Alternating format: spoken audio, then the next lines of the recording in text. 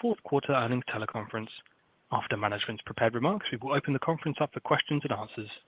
Before we get started, let me remind everyone that through the course of the teleconference, RLI management may make comments that reflect their intentions, beliefs, or expectations for the future. As always, these forward-looking statements are subject to certain factors and uncertainties which could cause actual results to differ materially. Please refer to the risk factors described in the company's various SEC filings, including in the annual report on Form 10-K, as supplemented in Forms 10-Q, all of which should be reviewed carefully. The company has filed a Form 8-K with the Securities and Exchange Commission that contains the press release announcing fourth quarter results. During the call, RLI management may refer to operating earnings and earnings per share from operations, which are non-GAAP measures of financial results. RLI's operating earnings and earnings per share from operations consist of net earnings after the elimination of after-tax realized gains or losses and after-tax unrealized gains or losses on equity securities.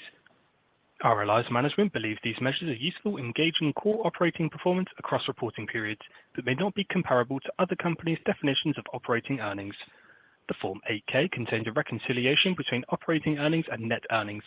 The Form 8-K and press release are available at the company's website at www.rlicorp.com. I will now turn the conference over to RLI's Chief Investment Officer and Treasurer, Mr. Aaron Diefenthaler. Please go ahead. Thank you, Adam, and good morning, everyone.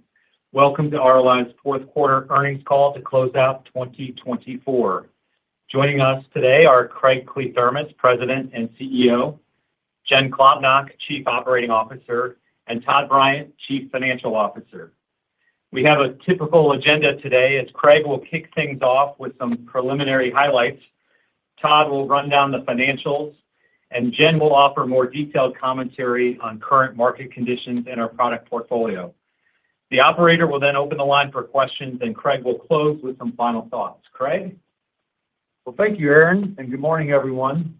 I'm happy to report that 2024 resulted in RLI's 29th consecutive year of underwriting profit. We achieved well-balanced growth and underwriting profitability across all of our reporting segments, with 12% growth in net written premium and 22% growth in underwriting profits for the year. Our continued growth and financial consistency are a testament to the great service we provide to our customers, our underwriting discipline, and our focus on making the best long-term decisions to the benefit of all of our stakeholders. As Todd and Jen will go into in a minute, we remain focused on opportunities where we have the expertise to differentiate ourselves and the market permits adequate returns. Legal system abuse, particularly in wheels-based businesses, is a frequent topic of discussion within our strong, collaborative underwriting and claim feedback loop, and we fine-tune our underwriting approach where needed. Motor vehicle exposures still require measurable, ongoing rate increases to address loss cost inflation. We have the underwriting and financial discipline to walk away from underpriced accounts if necessary, but have achieved double-digit increases on auto risk this year, with more increases expected through 2025. I will let Todd and Jen share more detail on the financials and the market in general. Todd, it's all yours. Thanks, Craig. Good morning, everyone. Yesterday, we reported fourth quarter operating earnings of 41 cents per share. As a reminder, on January 15th, we split our stock 2-for-1, and all share and per share data is reflective of that change. Positive underwriting performance and a 19% rise in investment income contributed to operating earnings. Our combined ratio for the quarter was 94.4, influenced by hurricane losses and select additions to current accident year casualty reserves. Full year results included a combined ratio of 86.2, following an 86.6 for 2023, resulting in our 29th consecutive year of underwriting profitability. Top line growth continued, with gross premiums advancing 9% in the fourth quarter and 11% on a year-to-date basis. Jim will offer some additional details on products driving premium growth. On a GAAP basis, net earnings per share were 44 cents for the quarter and $3.74 for the year. Full year result topped last year by 13% as both underwriting and investment results improved. Although we are largely focused on 2024 results in this discussion today, I do want to take a moment to discuss the Southern California wildfires, an unfortunate event that has impacted many. It is difficult to comment in detail on an event that is still active, but to date, we have received a limited number of claims associated with our commercial fire and marine books. As a reminder, we do not write residential homeowners in California. From a loss standpoint, industry estimates are varied and evolving.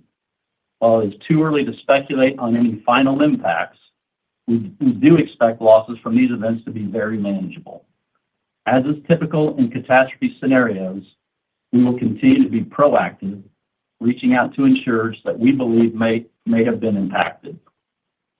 Diving a bit deeper into segment level results, Casualty Group top line 18% in the quarter, with the majority of products posting growth. The bottom line for Casualty benefited from $11 million of favorable prior year's loss development, modestly above the same period last year. Offsetting this, however, we did add reserves to the current accident year during the fourth quarter. Products of note include transportation and personal umbrella, which are driven largely by auto-related exposures. While loss frequency has remained relatively flat, concerns over increased auto severity prompted us to add reserves to the current accident year. You may recall we took actions on transportation and personal umbrella current accident years in the fourth quarter last year. Concerns at the time were similar, adverse indications on loss severity.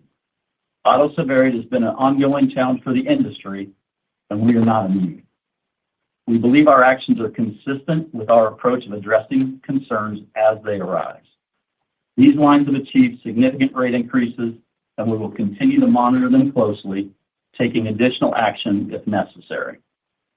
These current year reserve additions had a notable impact on Casualty's quarterly results and served to increase the full year loss ratio by 2 points compared to the trend at September 30.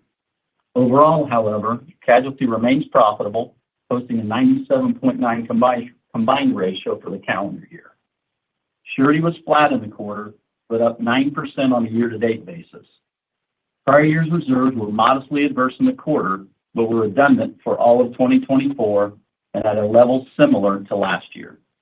Acquisition costs have moved higher, influenced in part by mix of business, as well as our continued investments in people and technology to support Surety's growth. With a combined ratio in the low 80s year to date, we remain very positive on this segment.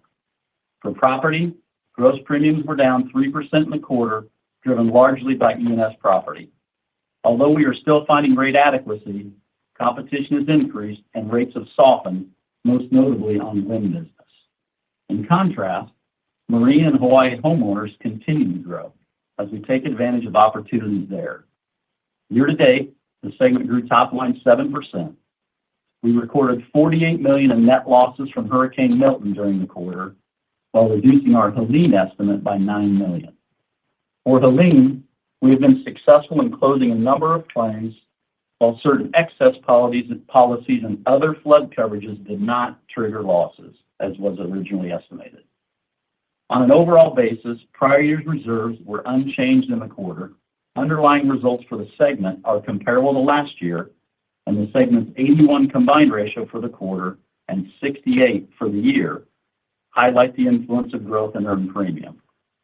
On the investment front, yields increased throughout the quarter and were well above the year-to-date lows we saw in mid-September. This offered additional opportunities to add high-quality bonds above the portfolio's current book yield. Purchase yields averaged 5% in the quarter, and strong operating cash flow continues to accrue to a larger invested asset base. The portfolio's average duration is extended slightly to 4.9 years, as intermediate maturities remain in focus. Total return for the quarter was a negative 1.1%, as the decline in bond prices was slightly offset by a positive result in equities. Beyond the core portfolio, our investment in Prime detracted from earnings in the quarter. We recorded a loss of $12.5 million from our share of Prime's earnings, as Prime strengthened reserves on a number of prior accident years. While a notable impact to the quarter, our investment in Prime remains very positive on an inception-to-date basis.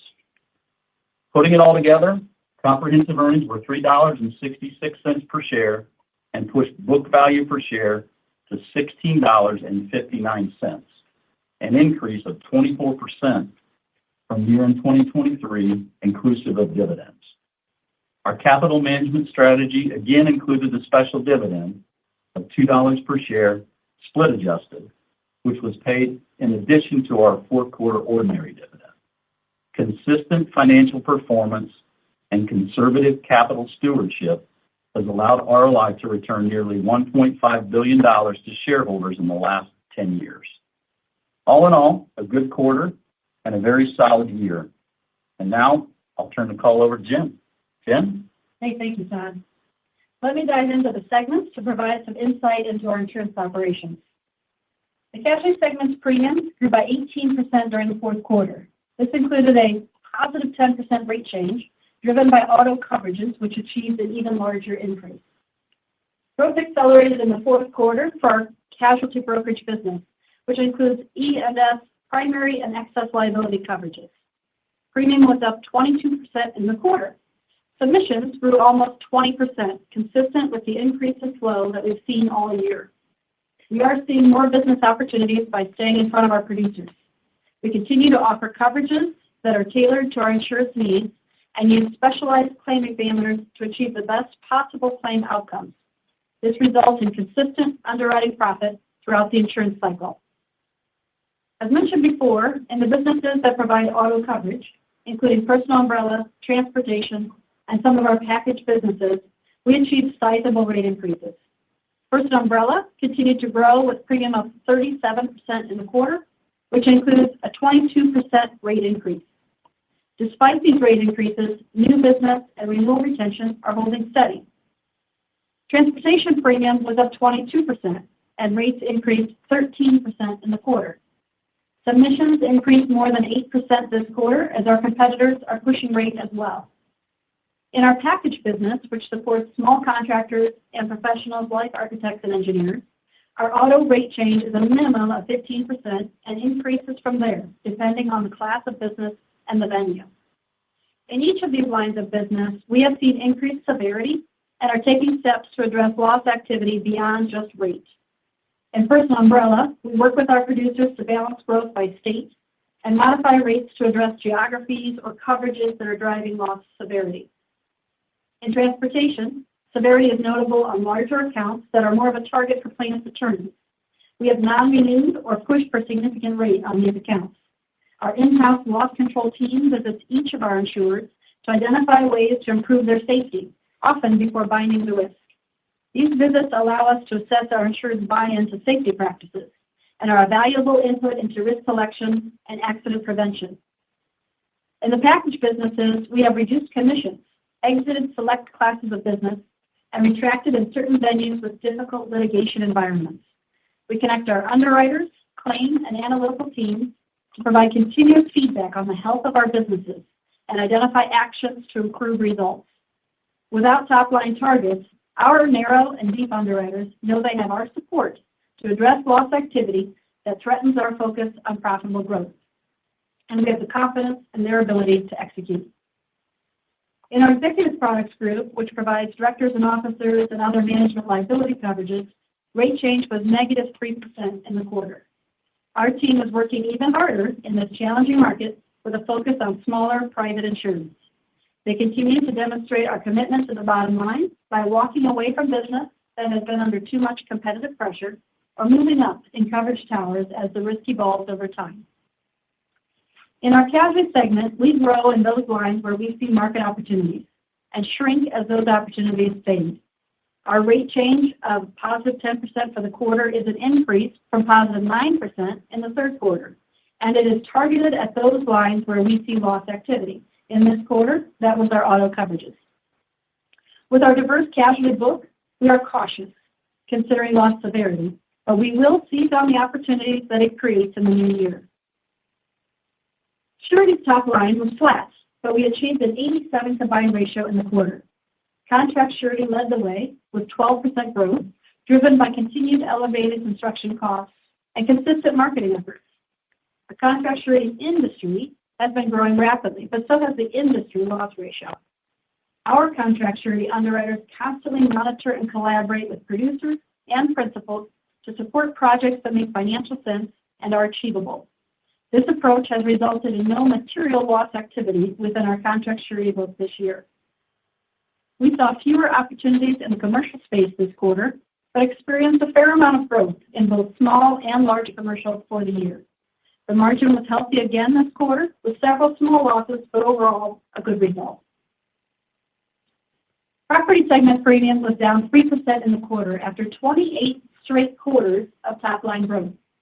The segment produced an 81 combined ratio despite notable catastrophe activity.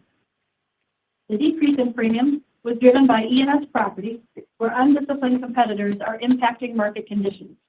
MGAs in particular are increasing limits offered, reducing rates and deductibles, and starting to erode other terms and conditions. History has shown that rapidly backtracking on terms and conditions does not turn out well and generally results in capital withdrawing their support. We continue to see an increasing flow of business, with submissions up 13% in the quarter. This marks 3 straight years of double-digit submission increases. In our book of business, hurricane rates were down 12% in the quarter. While rates are down, they are coming off a generational high, and our portfolio remains well-priced. Where terms and conditions are deteriorating beyond our appetite, we have walked away from a handful of accounts. We were able to respond to our insureds during Hurricane Milton by sending our in-house loss adjusters to Florida to work collaboratively to address their needs and resolve their claims as quickly as possible. This is our typical event response after property losses occur. Our timely response results in positive outcomes, as evidenced by the 60% closure rate on Hurricane Helene claims and the reserve takedown this quarter as we near more certainty in the ultimate outcome. Our catastrophe exposure, as measured by total policy limits written in a given area, is down for both hurricane and earthquake perils compared to the end of the third quarter and the end of 2023. The earthquake market is also under pressure. Competition with MGAs, other carriers, and from insureds declining coverage altogether have all contributed to a decrease in submissions and premiums during the quarter. Despite these challenges, the E&S property market is well priced and growing overall. We believe there is opportunity to write profitable business, and we will continue to execute in this space. Marine growth slowed a bit in the fourth quarter to 7%. Submissions continue to increase as we stay in front of producers and provide responsive service. Competition always increases at the end of the year as other companies' underwriters stretch to meet their top-line bonus targets. We can be patient and make the right underwriting decision given our bottom-line focus. This group produced a sizable underwriting profit for the quarter and the year, with manageable loss activity and a steadily decreasing expense ratio as they earn more premium. They continue to maintain a strong feedback loop between our underwriting, claims, and analytical support teams. Finally, Hawaii homeowners grew premium 49% in the quarter. Rates were up 18% as our latest rate filing became effective during the quarter. We continue to provide exceptional service to our agents as they deal with several carriers who have exited or reduced their participation in the market. Consistent with our business model, we take advantage of market opportunities when they arise and support our underwriters to pull back when it makes sense. We have leaned into the E&S property market for several years, and we knew the day would come when market conditions became more challenging. Our talented team will continue to find opportunities in all of our property businesses to grow profitably over the long term. We completed our largest reinsurance placement at January 1, including our property working layer coverage, catastrophe tower, and casualty and package placements. Our results were in line with market commentary. We achieved property rate decreases of 10 to 20%, with greater decreases in higher layers of coverage. We added back prepaid reinstatements to the bottom half of the catastrophe tower. Capacity was plentiful on our treaties as reinsurers are supportive of our business model. Our casualty reinsurance rate change was -5% to +5% depending on the line of business. We placed the same structure and maintained the same retention as expiring. Auto coverages were targeted for rate increases, while we achieved some relief on our other liability coverages. We closed out our 29th consecutive year of underwriting profit. This long-term track record of success stands out in the industry and is an achievement our associate owners should be very proud of. It takes all of our employees to show up every day and be engaged in our business, consistently building relationships with our producer partners, providing exceptional service to our customers, and visiting claimants to determine how we can help resolve their claims, processing all of the transactions that come with a book of business of over 1 million policies and bonds, and providing support to our employees so they have the resources to excel at what they do. Our associate owners will continue to serve our customers well and look for ways we can improve our products, processes, and services into this new year. They deserve a big shout out for their efforts, and I want to personally thank them and congratulate them on our shared success. And now I'll turn the call over to the moderator to open it up for some questions. Thank you. The question and answer session will begin at this time. If you're using a speakerphone, please pick up the handset before pressing any numbers. Should you have a question today, please press star followed by 1 on your telephone keypad. If you wish to withdraw your question, please press star followed by 2. Your question will be taken in the order that it is received. Please stand by for your first question. And our first question today comes from Michael Phillips at Oppenheimer. Michael, please go ahead. Your line is open. Thank you. Good morning. I'm going to first off on the casualty reserves for the current accident year addition. It sounds like that's from transportation and personal umbrella, but can you give some kind of relative split between the two of which one drove most of that? It sounds like to me it was more of transportation, but I want to make sure I'm right on that. Hey, Michael, it's Todd. It was split, really. I mean, about half of that would be umbrella related, and then the other part would be transportation. So it's fairly evenly split.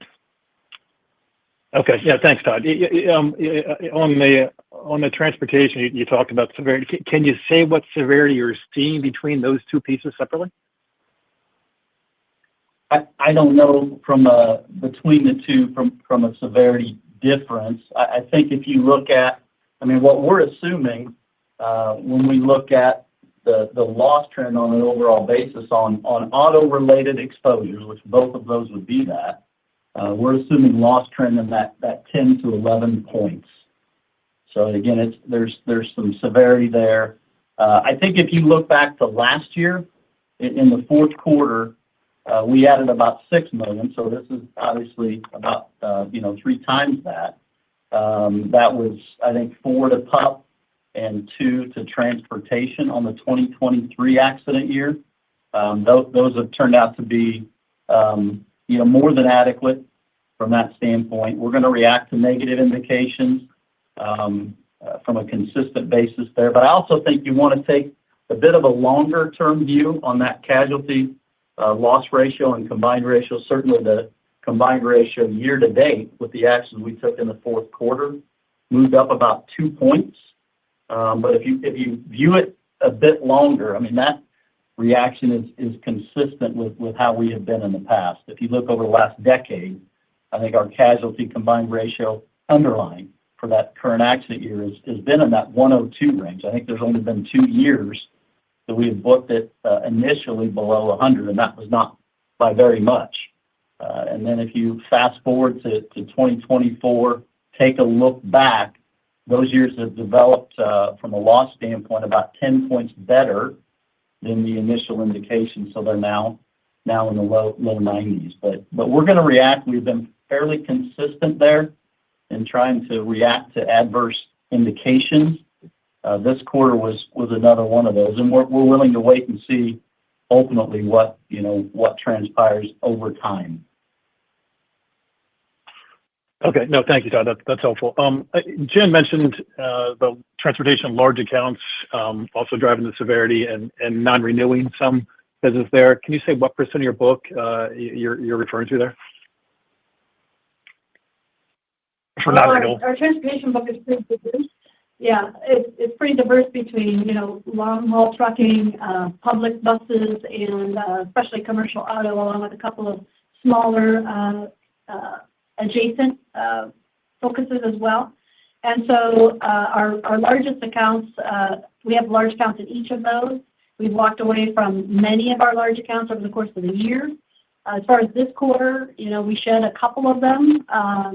So premium-wise, it would probably be a much larger percentage than policy count-wise, but I don't have a number specific to that. Okay, thanks. And just last one on Prime. I guess the strategic view of Prime for you guys, is it to continue to own kind of about the 25% that you own, 25% that you own, somewhere in that ballpark range? Do you still have the participation in the quota share? What is that? Will that remain over the coming years, or will that shift away downward? And then, let me stop there. So on the Prime, continue to own around 25%, or kind of what's the long-term outlook for that? So you are correct. This is Craig, by the way. We do currently own about 25% of Prime. As you know, we're a minority owner. We're kind of along for the ride. It's privately held and controlled, so there are limited. We're a bit along for the ride, and it's been a good investment to date. As Todd mentioned, I think we've received dividends in excess of what our original investment was. So we still view that as a very positive experience so far. And I think you also asked about the treaty going forward. We did reduce our participation from 2.5, I think, to 1 on a go-forward basis as a result of the terms and conditions that were put forward. Okay. No, thank you. Just last one quickly on Prime. So you mentioned your pretty minimal exposure to California. Did that also include any exposure from Prime? I know they write a bunch of fire and homeowners, but maybe not in California. I don't believe they do write some homeowners out there that is not subject to our treaty. So we're operating a little blind there in regards to what their actual exposures might be. They don't run their homeowners business that they might write out there through our participation in the treaty. Okay. All right. Thank you very much. Appreciate it. The next question comes from Gregory Peters at Raymond James. Gregory, your line is open. Please go ahead. Good morning, everyone. Hey, I'll go back to the higher picks that you mentioned, Jen, in your comments on transportation, umbrella, and package. And maybe just, when I hear about the 22% rate increase in your personal umbrella due to loss severity, I'm just curious, are you changing like your gross limit profile or your net limit profile if you're being affected by severity? And I guess, when I hear about that substantial rate increase, it leads me to wonder whether you had the right pricing on the product in the previous accident years. So maybe you could give us some color around that. Sure. So our book portfolio, as you know, has grown significantly over the last few years. We identified some new sources of production and just focused on getting the word out that everybody, by the way, should have a personal umbrella policy. We did take some significant rate over the last couple of years and have some rate filings that have been recently approved that will continue to go into effect this year, in 2025. So we should see that rate continue. I would say our limit profile has not changed. We primarily put out a $1 million limit. That's more than half the book.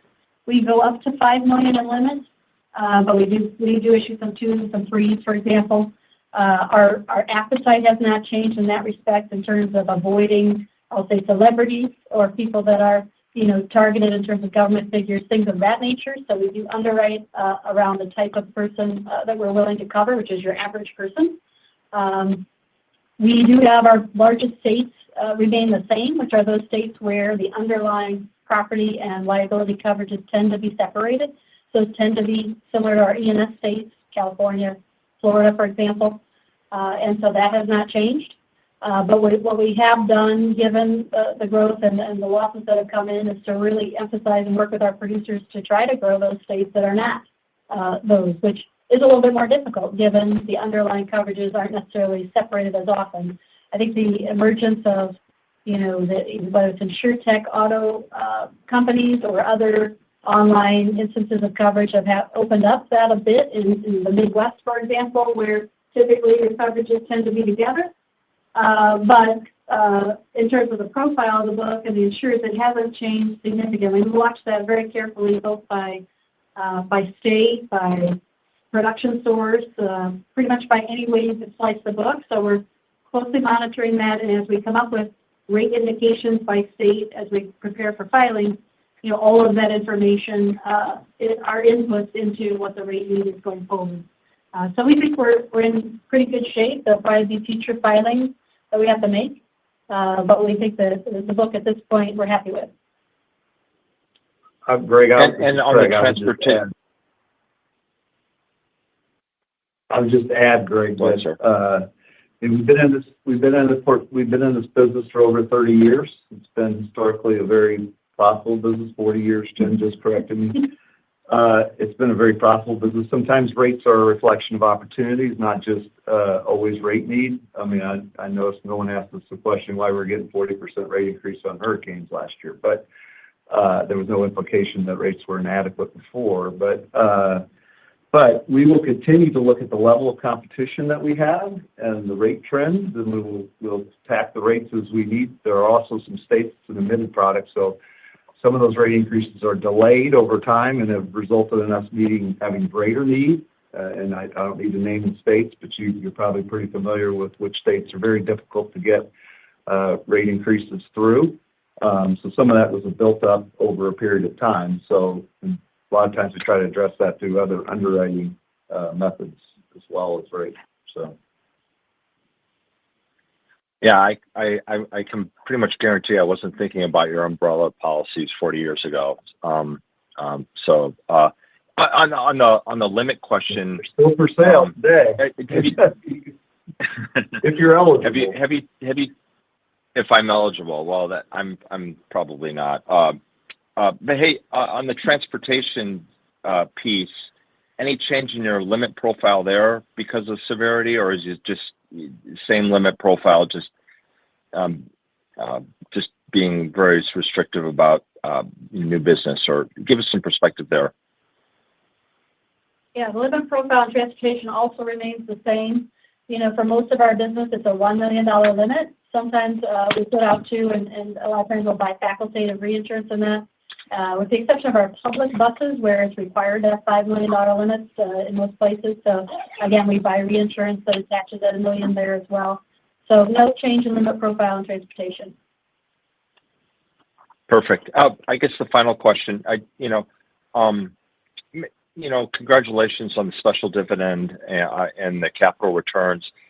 Can you just remind me, is there some magical formula that you guys are using around the special dividend, where we should think about it on a go-forward basis, or any parameters that you can help us, use for future expectations would be appreciated. Sure, Greg. I mean, unfortunately, I'm probably not going to give you any insight here, but it's the same as it's been before. We kind of evaluate. At least historically, we've kind of evaluated in the third quarter, late third quarter, after we're looking at, get through the hurricane season. It's always earthquake season, as you know. We're looking at where we end up relative to, the AM Best benchmarks, and obviously our rating is important. We value the A+ rating that we get from that rating agency. So we look at what's required to hold there. We also look at our own opportunities. We have some of our own internal metrics in regards to, events, and try to make sure we have enough capital to sustain that event and still keep an A+ rating. And then we're looking at opportunities on a go-forward basis, both the opportunities that are organic or inorganic opportunities, and what kind of capital is required to support those businesses. Now, a lot of those, frankly, incremental growth does not require a lot of additional capital, provided you remain profitable. So that doesn't drive a lot of capital needs unless, for some reason we decided we were going to take a much larger retention on catastrophe business or something that was more volatile, which probably isn't in our DNA or nature. But so that's our approach. It's been our approach for as long as I think we've been doing special dividends, and it will remain our approach for the foreseeable future. Okay, got it. Thanks for the answers. The next question comes from Andrew Anderson from Jefferies. Andrew, your line is open. Please go ahead. Hey, good morning. On property, reported margins have been strong and absolute rate level is probably still very favorable. So just trying to better understand how you think about maintaining margins, or if you'd rather see the total property line grow as you're okay giving back a little bit of margin.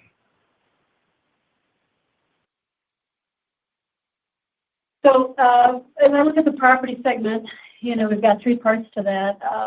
I'd say the part that's most pressured is our E&S property part.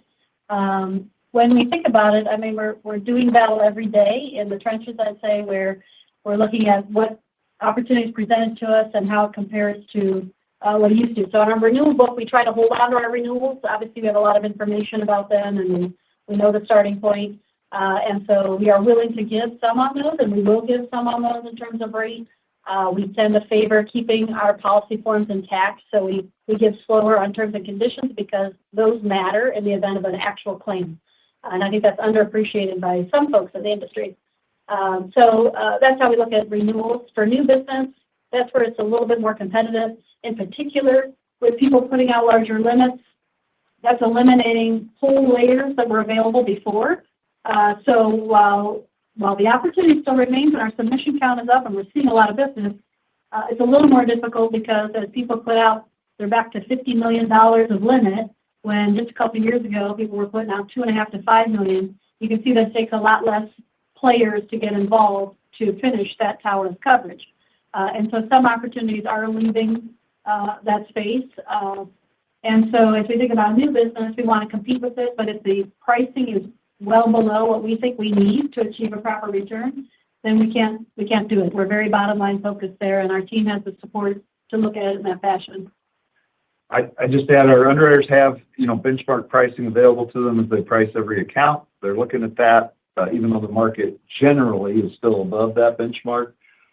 It's dropping relatively faster on some accounts than others, but, we don't tend to lose business by 10 or 15%. The underwriter's walking away from business when someone's undercutting the price by 30 or 40%, and our underwriters are not willing to kind of go there. They're constantly evaluating the trade-off between margins and growth in underwriting profit dollars. I mean, that's how they're compensated at the end of the day anyway. So they're always looking at that trade-off. I can tell you very rarely have we ever seen that trade-off works, that, you can trade margin and you can write a lot more business. Usually you're losing business by much more than the 5 or 10% that causes your margin just to slip a little bit. The amounts that we would hear back from our underwriters is, you got to cut rates 25 to 40% to start, to grow or to start really growing again. And then you get below benchmark pricing and things like that. So it doesn't make a lot of sense. So. Okay. And on casualty, Jen, I think you mentioned last quarter rate is keeping up with loss trend. Is that still the case at 10% and reflective of a higher severity estimate within personal umbrella and transportation? And then just maybe on top of that as well, is 67.5 a good kicking off point for 25 underlying in casualty? Yeah, I'm not sure about the kicking off point for casualty, but I'll say that loss trend, as Todd mentioned, is between 10 and 11% for auto. I tend to look at it by coverage, and as you roll up our rate change for all of our auto coverages in our book, it was 15% for the quarter. We have a strong feedback loop where we tell our actuaries are talking to our underwriters all the time and saying, here's the trend. You have to get over this, and our underwriters say, yes, we will get over that. So it's on the top of mind for everybody who writes that type of coverage. Same process occurs in our other liability coverages, that same feedback and knowledge of what we need to get. So that should continue. Yeah, agree. As Todd, I mean, I think that will continue. It is going on certainly right now as we look and have some discussions next week with the actuaries and other folk on where we're going to book the start the 2025 accident year. So we're certainly baking in what's going on from a trend standpoint, those assumptions, as Jim mentioned, what we're getting rate-wise. Overall, we have tended to, on the reserving side, probably be a little higher in the pricing range, the estimates there, and I think that'll be consistent with we haven't got together with them yet on 2025. Thank you. The next question comes from Bill Karkash from Wolfe Research. Bill, your line is open. Please go ahead. Thank you. Good morning. Following up on your cautiousness and casualty, how significantly has your appetite for growth been tempered given the severity trends that you're seeing? Your premium growth in the segment remained quite strong. Even though your loss rate came in at the highest level we've seen since 2017, it would just be helpful to hear more about what's changed. Well, the way we think about growth is that we really trust our product leaders who are closest to the market and closest to what's going on with our producers and what's available to tell us where the opportunity is. And that's worked for us over the long term. So we are in touch with, where the market is. And if someone says this is a great opportunity, then we want to support them to lean in if we can. And we surround them with input from their claim folks and their analytical support to make sure that the opportunity they're seeing is real in terms of the data. So as an example, in our transportation division, our leader would tell you that space is hardening and it's the time to lean into that. And so we want to support that by providing him insight into our loss ratio pricing expectation, where we think he's at from a loss ratio standpoint. He's actually meeting with claim people this week, which he does very regularly, to see what kind of claims are coming in. Is there anything notable from a risk selection or coverage standpoint that he should be tweaking? And then, of course, the actuary is providing him the data around rate change and things. So, there are opportunities, a lot of opportunities in casualty, I think, on liability coverages, on excess coverage, on transport auto-related coverages. And I think the opportunity is really across the board. It's a matter of how does that play out over the year and how can we navigate versus our competitors. And so we don't pay attention to our competitors much. We play our game. We know based on our pricing benchmarks and tools what we think that risk is worth. And so that's what we're going to put out there. And we'll have to see what binds. Well, I would just add that, just a reminder that we have no incentives for our product folks to grow other than to grow profitably. There's no top line targets for them. And that when you asked about tempering, there's always some tempering. I think that, when we lean into markets, even when we have the expertise and track record, we're adding risk to the system. And we're always going to try, to factor in those risks when we're establishing reserves or in our underwriting approach to that market. So, but as long as the growth is through rate increases, generally we've been very supportive of those type of growth opportunities where we're growing, but it's largely or almost all attributed to rate increases. These are markets we've all been in. Most of the markets we're talking about right now, we've been in for 20 years. So these are not new markets for us. That's really helpful. Thank you for the color. And a bit more of a philosophical question, kind of coming back to Prime, if I may. Despite the stock reaction this quarter, your overall underwriting performance was solid, but you're dealing with a significant headwind from equity and equity investment in unconsolidated sub, which many view as non-core, and that's preventing you from controlling your own destiny. One could say you exited Maui Jim. Would you ever consider exiting your remaining equity method investments, or at least reduce the size of your stakes so equity method is no longer applicable? Well, if there was obviously a buyer that was willing to offer us a fair price for our investment, which we think has been a very good investment to date, we're always entertaining that. We'll entertain that. Just a reminder with Maui Jim, we were tag along. We didn't sell our share, separate from the total company. The new owner wanted to own all of the company, so. Certainly in that situation, we would sell our shares of Prime with a new complete owner, but I don't think Prime in aggregate is for sale as far as I understand at this point in time. I would just add too, I think if you look on it, sorry, Bill, but if you look back over time, this is one quarter, again, caution on evaluating anything in a one quarter, although, we weren't pleased about it. But this is one quarter of many that in the first time Prime added certainly some noise to the quarter. So if you go back, it's been additive, but not in a big way, but a growing way from that standpoint.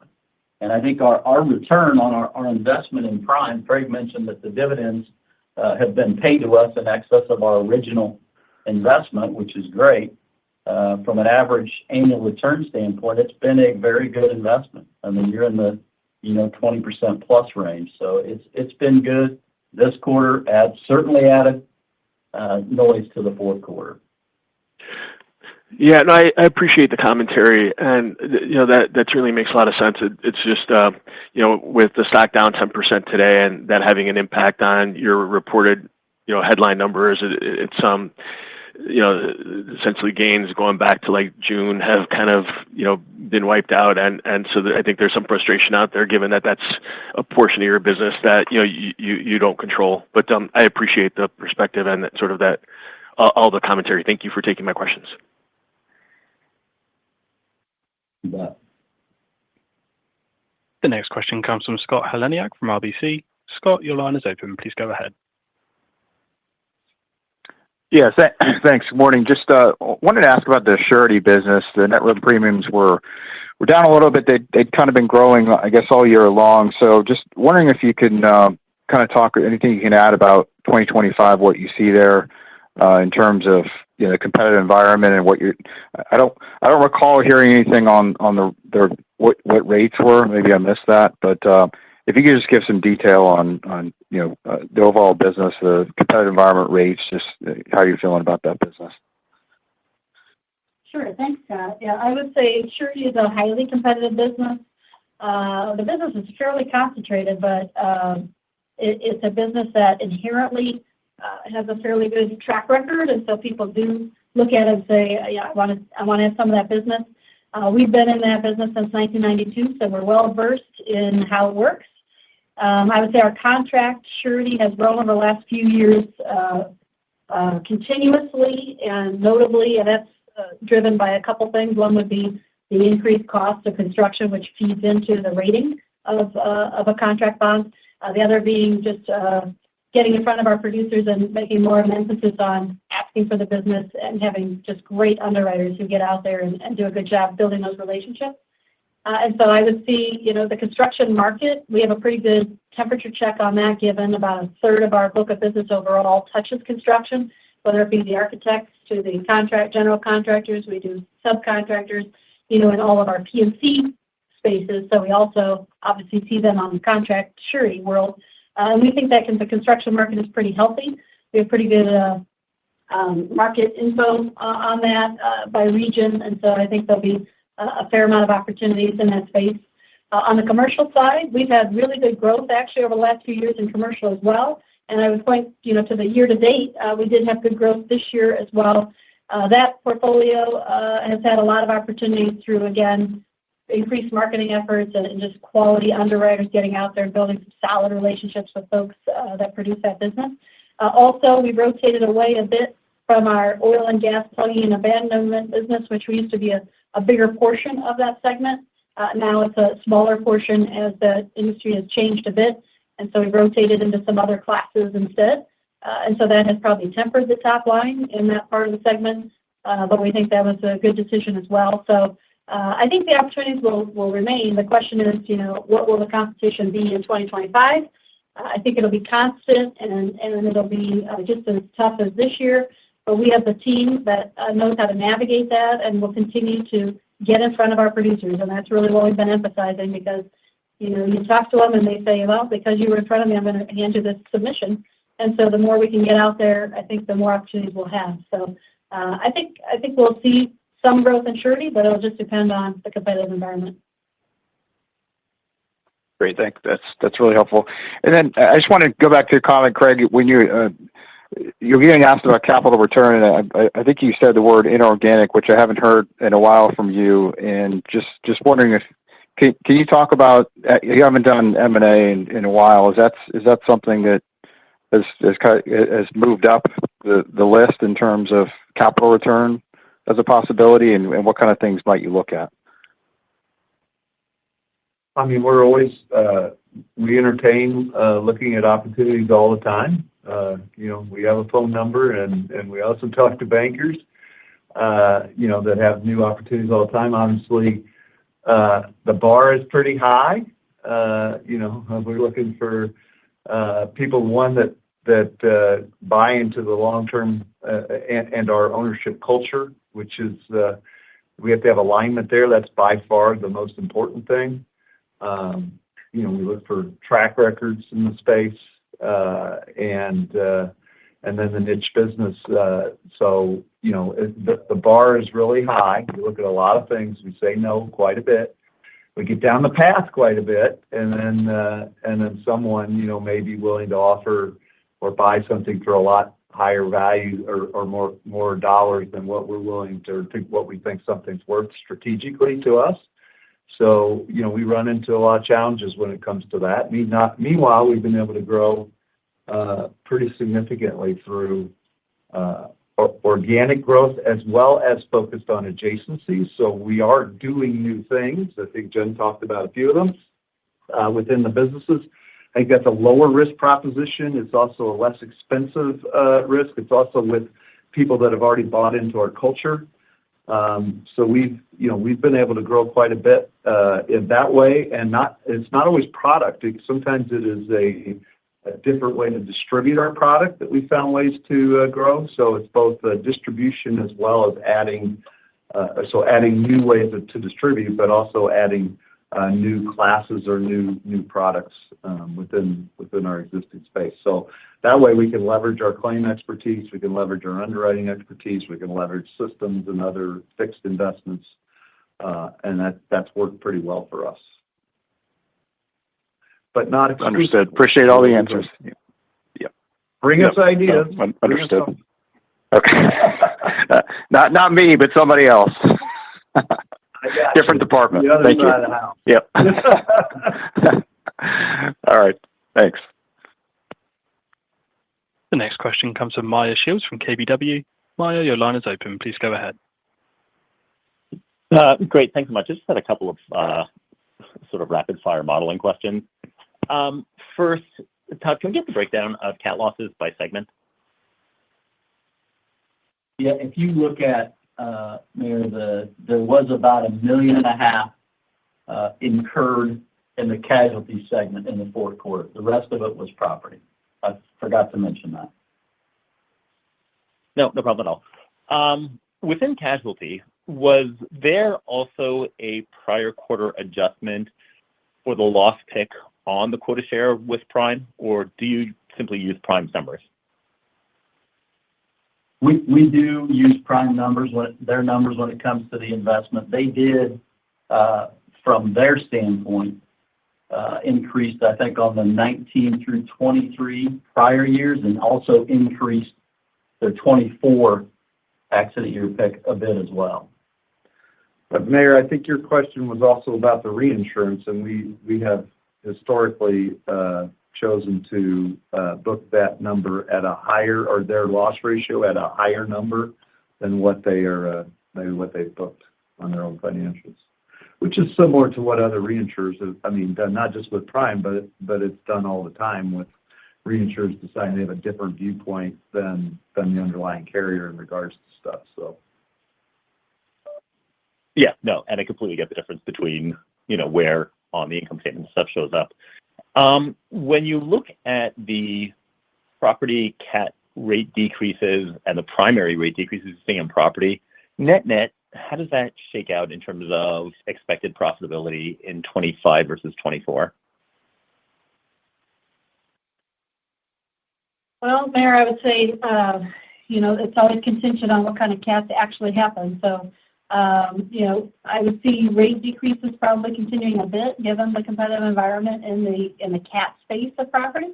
And so as we try to hang on to our renewals, we'll see that happen. And then that could be affected by spring storms or, hurricanes or earthquakes or whatever may come to fruition. I don't know how these wildfires are going to impact the cat market. It's way too early to tell. Obviously, it's a separate peril. Sometimes, it's human behavior. Sometimes those perils seem to bleed over into why people want to buy or what they think, and then sometimes it seems like they don't. So it's very hard to predict, and we'll see how that plays out. From a non-cat perspective, we have seen more opportunities from different regions where people have pulled back from tornado and other types of activity.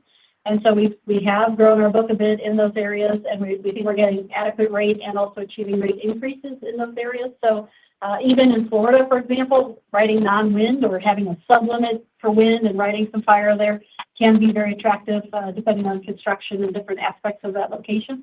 So I think the opportunity away from cat business will remain healthy, especially probably given these wildfires where there might be more behavioral change even elsewhere. So we'll have to see. I don't have a number to give you, but I think we still have a lot of opportunity in that space. Okay, fantastic. And one final question that hopefully you can answer. Do we expect a meaningful refund of earthquake premiums on structures that just don't exist anymore because of the California wildfires? Is that something that's going to impact the first quarter property segment? I think if you look at our portfolio, since the events have been primarily residential related, I mean, there are some commercial buildings that have been impacted, but it's mostly residential, so that kind of excludes us from that issue. We could probably have a handful of commercial where they don't exist anymore, but, we do get a shot a lot of times at both the fire and the earthquake, so we'll just have to see how that plays out. I don't have a specific number for you there. I don't think it'll be material, would be my estimate. That's perfect. That's all I needed. Thanks so much. The next question comes from Casey Alexander from Compass Point. Casey, your line is open. Please go ahead.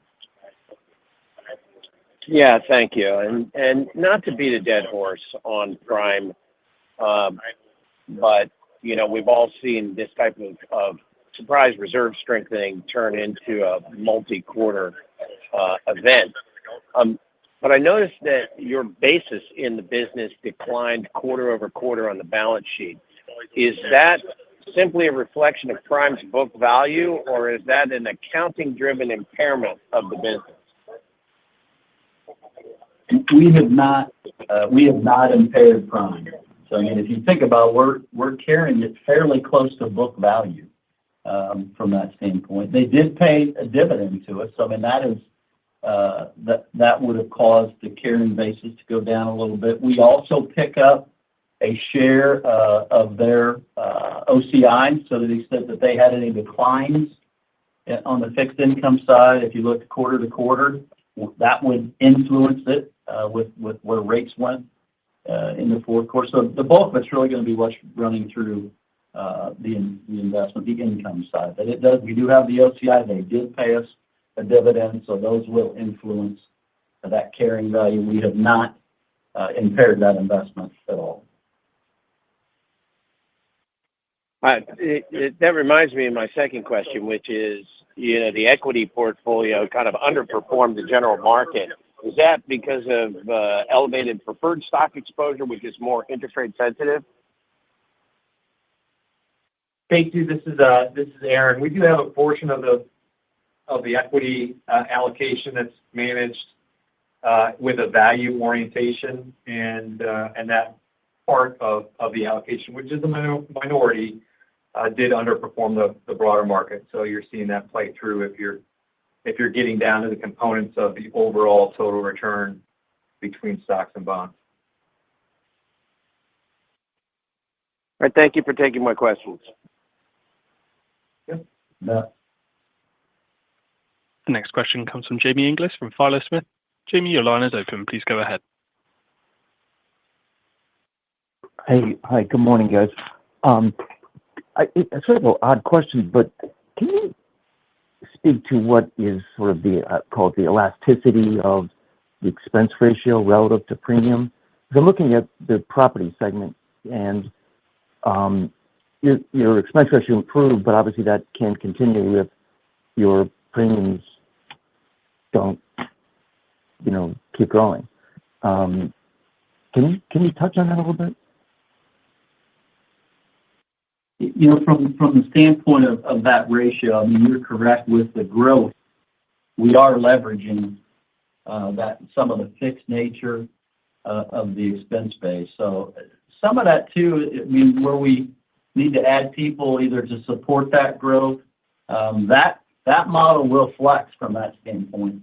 And that if we were to have a decline in the future, that can solve itself, fairly quickly from that standpoint. But, I think, the growth in property certainly has benefited the expense ratio, not only for property, but overall has benefited from that standpoint. Has that happened historically when premiums in a particular segment have gone down? Has the expense ratio, or the expenses, I should say, have they been adjusted, in line? How does that happen historically? I think if you look historically at times where we've had larger E&S growth, I think you have seen probably lower expense ratios there if you try to isolate on periods of time. But there's a lot of things that are going into it. Certainly, even though expense ratio is down, our overall performance, I'll mention the 86.2 combined ratio again. That does drive increased incentives, whether it's retirement, profit sharing, both in terms of bonus as well. That drives those drive higher from that perspective. So that'll move accordingly. So I think things are pretty well aligned with what shareholders, because we are shareholders, would want from an expense standpoint or a combined ratio standpoint or a growth standpoint. We're in this together. Okay, good deal. Thanks a lot. Thanks, Damon. The next question comes from Heather Takahashi from Thrivent. Heather, your line is open. Please go ahead. Hi, guys. A couple of questions. One is on the surety adverse development. Could you just go over what caused that in the quarter, and then if you've taken any actions to address whatever caused that? And then another question, the California wildfires, do you think there could be any opportunity going forward in the market, outside of California homeowners for either increased submissions growth in E&S or higher rates? Hey, Heather, this is Todd. I'll take the first question there. The adverse was on our contract book. It was about $1 million. I mean, there isn't anything real. There's no trend there or anything to really point to. I would say that we're concerned about. And on a year-to-date basis, it's pretty comparable to last year. That was, I think, the accident year there was maybe 21 and 22 on contract, but it's not a big item. I'll jump in, Heather. Thanks for your question. I would say that on contract surety, we have recognized that the last few years, economic conditions, everybody kept predicting they're going to get a lot worse, and they were volatile. Smaller contractors struggled, larger contractors did better, but it was a mixed bag. It was a very individual basis, and so our underwriters do consider what happens in these claims and think about how they're analyzing the contractor to see, are they financially secure, and is the construction project that they're taking on, are they able to financially support it and also get it done from an execution standpoint? So it does feed into how we underwrite risk. We do a postmortem on every claim in surety to understand what happened and how we should look at all of our contractors going forward if there's any changes in how we underwrite. So out of these claims, there wasn't any, it's like 2 claims, So you're talking about a very small sample size here, but we did do an analysis. It didn't significantly change what we were thinking. We actually, as an industry, contract sureties have more frequency going on because of the economic conditions. We have not seen that frequency. We just have a couple of things. So that's kind of your answer on surety.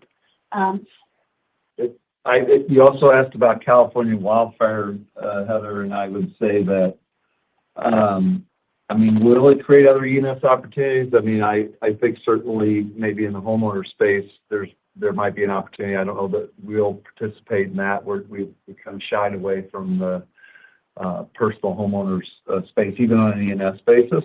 I think some of that depends on, the what comes out of the fair plan assessments and things like that. I think I heard a carrier yesterday talk about their future depends on what's going to happen, on a go-forward basis.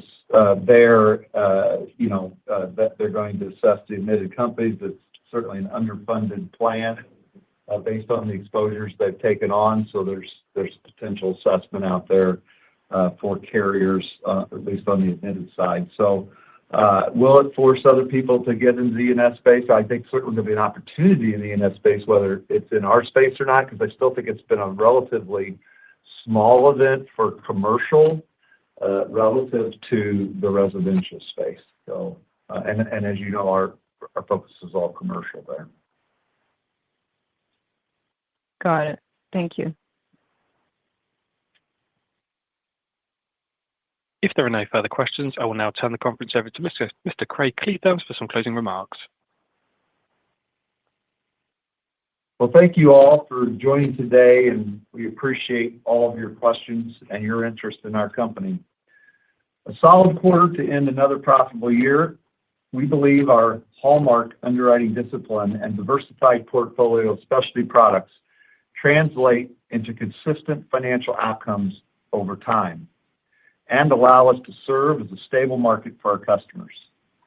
Our results would not be possible without our entire team of dedicated associate owners who understand their customer, who care for them and each other, and who are competitive and strive to make us better each day.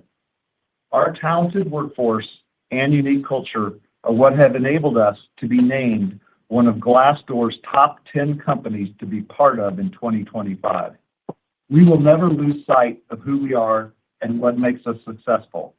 I would like to thank all of our RLI associate owners for their contribution to our shared success and encourage them to keep delivering on the difference that works.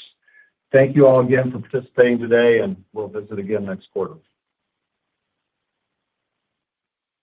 Ladies and gentlemen, if you wish to access the replay for this call, you may do so on the RLI homepage at www.rlicorp.com. This concludes our conference for today. Thank you all for participating and have a nice day. All parties may now disconnect.